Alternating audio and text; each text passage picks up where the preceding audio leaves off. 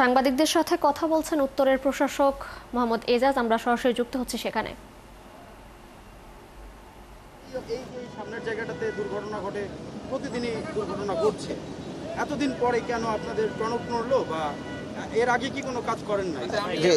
আরেকটু যুক্ত করতে চাই, এই যে 200 গজ এই বসিলার দিকে গেলেই ভাঙা রাস্তা এবং এখানে জনদুর্ভোগ, এবং কিছুদিন আগে আপনি হয়তো দেখেছেন যে এলাকাবাসী এখানে মানববন্ধন করেছে বিশাল বিশাল বর্ত রাস্তায়। আমি পাশাপাশি রায়ের বাজারের দিকে যদি দেখি, এখানেও রাস্তার একই অবস্থা, তীব্র যানজট লেগে থাকে।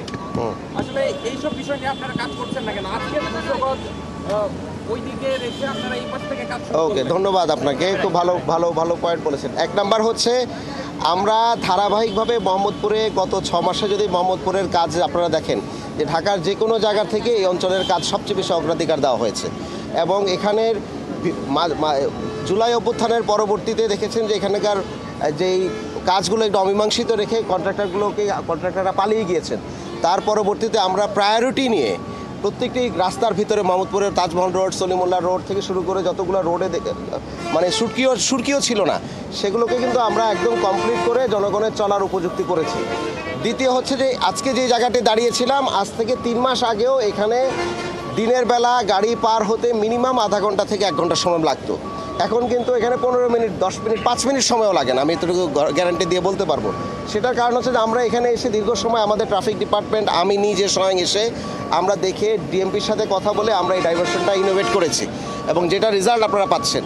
এবং আজকে কেন আমরা এই পাশে কাজ করছি, ওই পাশে কাজ করছি না সেটার কথা বলি। আমরা ঢাকাতে যতগুলো রাস্তা নিয়ে কমপ্লেইন পাই, তার মধ্যে সবচেয়ে বেশি কমপ্লেইন পাচ্ছি এখান থেকে বসিলা ব্রিজ পর্যন্ত একটি রাস্তা, তেজগাঁর যে রাস্তাটি আছে সেই রাস্তা নিয়ে একটি কমপ্লেন পাচ্ছি। প্রগতি সরণি নিয়ে আমাদের কিছু কমপ্লেন আমরা প্রচুর পরিমাণে পাচ্ছি। মিরপুর সড়ক নিয়ে যে মেইন রোড যেটা গাবতলী পর্যন্ত, সেটা নিয়ে অনেক কমপ্লেন ছিল। আপনারা দেখেছেন যে গত সপ্তাহের আগের সপ্তাহে মনে হয় যে আমরা মিরপুরের ওই সড়কটি আমরা রাতের বেলা আমি নিজে থেকে এটা সম্পূর্ণভাবে আমরা পটহোল ভরাট করেছি। এই অঞ্চলের এই জায়গা থেকে শুরু করে পিছনে মোহাম্মদপুর পর্যন্ত এই জায়গাটার মালিক হচ্ছে সিটি কর্পোরেশন। তো স্বাভাবিকভাবে এখানে আমরা এটা করতে যে কোনো সময় করতে পারি। এখান থেকে বসিলা ব্রিজ হয়ে যে রাস্তাটা, এটা রোডস অ্যান্ড হাইওয়ের রাস্তা। তো স্বাভাবিকভাবে আমাদের ওখানে ইনভেস্ট করার কিংবা কাজ করার ক্ষমতাটা আমাদের নাই, রাস্তা যেহেতু আমাদের না।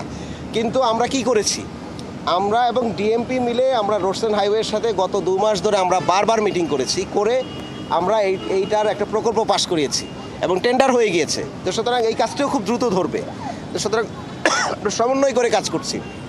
আপনারা যারা এই অঞ্চলের বাসিন্দারা আছেন, আপনাদেরকে আশ্বস্ত করতে চাই, টেন্ডার যেহেতু হয়ে গিয়েছে, এটা রোডস অ্যান্ড হাইওয়ে এই জায়গা থেকে শুরু করে বসিলা ব্রিজ পার হয়ে এবং শেষ মাথা পর্যন্ত এই পুরো রাস্তাটি মানে একদম রিপেয়ার না, তারা নতুন রাস্তা করে দিবেন।